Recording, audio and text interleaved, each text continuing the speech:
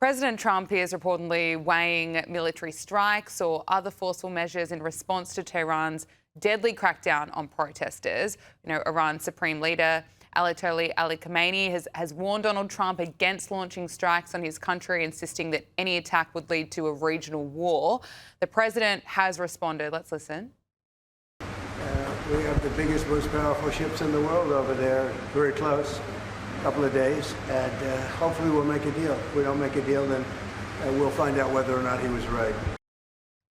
NBC News is reporting today that the US and Iran may be holding diplomatic talks in Istanbul on Friday. What's your assessment? How likely is it that there will be a deal made, or is it more likely that we'll see the US take action against Iran?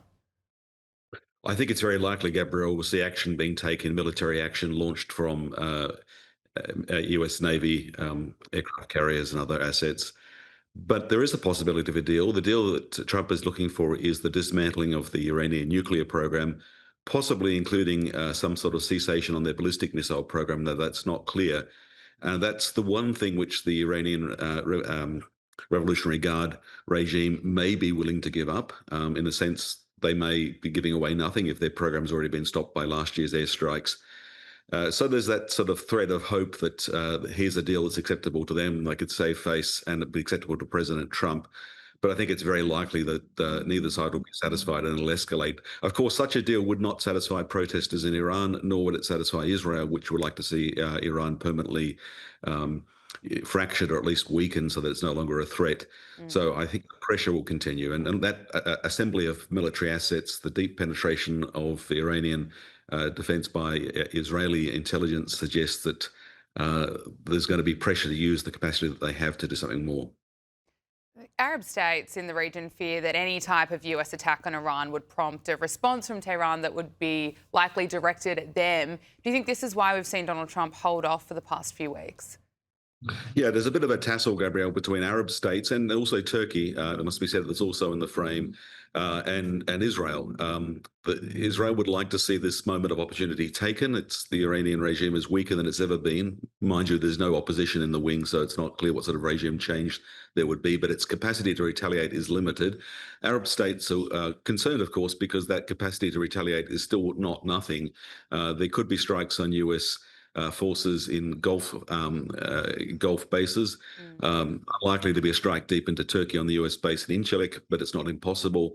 There could be other events that could draw Turkey into this, and of course they fear instability. So, there's a tension here between probably what's being said very optimistically from Israeli advice to Washington that you can do this, we've got a window of opportunity, and other regional states saying the risk is just too high. The Ayatollah resurfaced from his secret underground bunker on Saturday to mark the 47th anniversary of the Islamic Revolution. And it was the first time that he'd been seen in public since protests erupted in late December over the country's collapsing economy. What's your assessment of his movements? Do you think that there is action taken in Iran? Will he be likely to flee? Not about fleeing. I don't even know that he has the capacity to flee, but it looks like his leadership could be the end of the line. The question is not so much the Ayatollah, who historically we're thought as being very powerful, but now appears very weak, but the Islamic Revolutionary Guards Corps, the state within a state, the sort of nasty, brutal police that control the economy, that control key elements of the military. They want to cling to power, of course. They are the heart of the regime. They may be replaced by conventional military. It's hard to see a non-military opposition stepping into the frame at this stage, but the Ayatollah's days are probably numbered. He's an old man. He's not been in good health. And the fact that he's been hiding in a bunker means his credibility is greatly diminished. So he will be trading on looking for some straw to grasp onto with this deal because he doesn't have any other options to play for himself. Okay, well, we have been seeing calls around the world for Donald Trump to take action. Let's just look at some of the chants coming out of a rally in Toronto in support of freeing Iran from the Islamic regime. Trump acts now! Trump acts now! Trump acts now! Trump acts now! Trump acts now! Trump acts now! Trump acts now! Trump acts now! Trump acts now!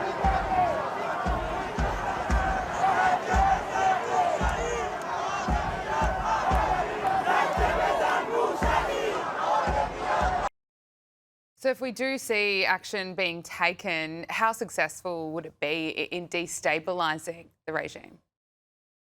I think any action taken is likely to destabilize the regime. The question is not how vulnerable the regime itself is, it's what replaces it. It's hard to see the sort of government, open society coming to Iran quickly that protesters would like. But we need to understand, Gabrielle, that we've had tens of thousands, hundreds of thousands of brave protesters taking to the street at real risk of life. There have been many thousands killed, possibly tens of thousands. It's hard to confirm numbers. Possibly the worst loss of life to protesters since the Islamic Republic was formed in 1979 during the revolution. So people are desperate. They're prepared to gamble a US intervention. Historically, they would have rejected this and called it imperialist. But many are now saying, bring it on. Let's just do something to try and break the deadlock and bring about change. And that is very understandable. The question is, once that process starts, what replaces this current awful regime? Possibly something better, but there's no clear path, and that's the dilemma.